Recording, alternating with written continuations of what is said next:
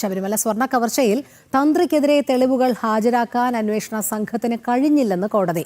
ക്ഷേത്രത്തിന്റെ അറ്റകുറ്റപ്പണികൾ ദേവസ്വം ബോർഡിന്റെ ചുമതലയാണ്. പൂജകൾ ഉൾപ്പെടെയുള്ള താന്ത്രികപരമായുള്ള കാര്യങ്ങളിൽ മാത്രമാണ് തന്ത്രിക്ക് ചുമതലയെന്ന് കോടതി. തന്ത്രിക്ക് ബോർഡ് തീരുമാനങ്ങളെ മറികടക്കാനും കഴിയില്ല.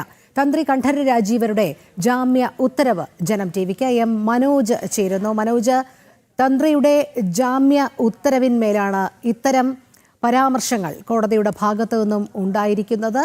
താന്ത്രിക കാര്യങ്ങളിൽ മാത്രമാണ് തന്ത്രിക്ക് കൈകടത്താനാകുക, മറ്റു കാര്യങ്ങളെല്ലാം ദേവസ്വം ബോർഡാണ് തീരുമാനിക്കുന്നത് എന്ന് മാത്രമല്ല, നിലവിലിപ്പോൾ സ്വർണ്ണ കവർച്ചയിൽ തന്ത്രിക്കെതിരെ തെളിവുകൾ ഒന്നും തന്നെ ഹാജരാക്കാൻ അന്വേഷണ സംഘത്തിന് കഴിഞ്ഞിട്ടില്ല എന്നുകൂടിയല്ലേ കോടതി വിലയിരുത്തിയത്?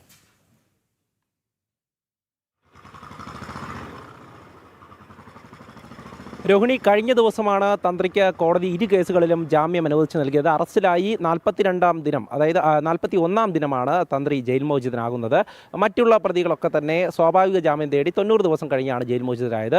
ഈ ജാമ്യ ഉത്തരവിൽ കൃത്യമായും പറയുന്നത് ഈ പ്രത്യേക അന്വേഷണ സംഘത്തിന് തന്ത്രിക്കെതിരെയുള്ള തെളിവുകൾ ഹാജരാക്കാൻ സാധിച്ചിട്ടില്ല എന്നുള്ളതാണ്. അതായത് ഗൂഢാലോചന നടത്തിയെന്നോ അല്ലെങ്കിൽ ഈ സ്വർണ്ണക്കവർച്ചയിൽ പങ്കുണ്ടെന്നോ കാണിക്കുന്ന തെളിവുകളൊന്നും തന്നെ ഇല്ല. അതൊന്നും കോടതിക്ക് മുന്നിലെത്തിയിട്ടില്ല.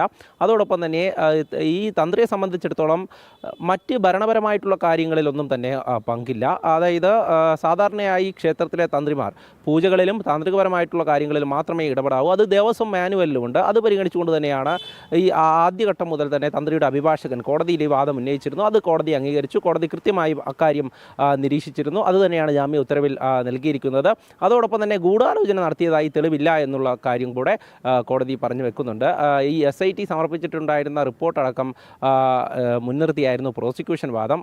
തന്ത്രി ഗൂഢാലോചന നടത്തിയെന്നും ഉണ്ണികൃഷ്ണൻ പോറ്റിയുമായി അടുത്ത ബന്ധമുണ്ടെന്നും സ്വർണ്ണക്കവർച്ചയിൽ പങ്കുണ്ടെന്നും ഒക്കെയായിരുന്നു SITയുടെ വാദം. പക്ഷേ കോടതി നിരീക്ഷണത്തിൽ അത് കൃത്യമായും ഇതിനൊന്നും തന്നെ തെളിവുകളില്ല എന്നുള്ളതാണ്. അത് കൃത്യമായും ഈ ഒരു ജാമ്യ ഉത്തരവിൽ പറയുന്നുണ്ട്. അതോടൊപ്പം തന്നെ മഹസറിൽ ഒപ്പുവയ്ക്കാത്തത് ഈ ക്രിമിനൽ ഗൂഢാലോചന കുറ്റമായി അതിനെ ദുർബലപ്പെടുത്തുന്നു എന്നുള്ള കാര്യവും കോടതി പറഞ്ഞു വെക്കുന്നുണ്ട്. എന്തായാലും നേരത്തെ തന്നെ നമ്മൾ പറഞ്ഞതുപോലെ തന്ത്രിയെ സംബന്ധിച്ചിടത്തോളം ആചാരപരമായിട്ടുള്ള കാര്യങ്ങളിൽ മാത്രമാണ് ഇടപെടാൻ സാധിക്കുക. ഇത്തരത്തിലുള്ള കാര്യങ്ങളിലൊന്നും ഇടപെടൽ നടത്താൻ സാധിക്കില്ല. അത് ദേവസ്വം ബോർഡിൻ്റെ തീരുമാനത്തെ മറികടക്കാൻ തന്ത്രിക്കാവില്ല എന്നുള്ളത്.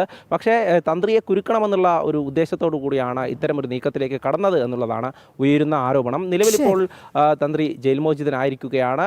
കേസിൻ്റെ മറ്റ് നടപടികൾ തുടരുമ്പോൾ ഇതുവരെ SIT കുറ്റപത്രം സമർപ്പിച്ചിട്ടില്ല. അതുകൊണ്ട് തന്നെ സ്വാഭാവിക ജാമ്യം തേടി മറ്റു പ്രതികൾ ഇപ്പോൾ പുറത്തേക്കിറങ്ങുന്ന ഒരു സാഹചര്യമാണ്. ശരി, മനോജാണ് വിവരങ്ങൾ നൽകിയത്.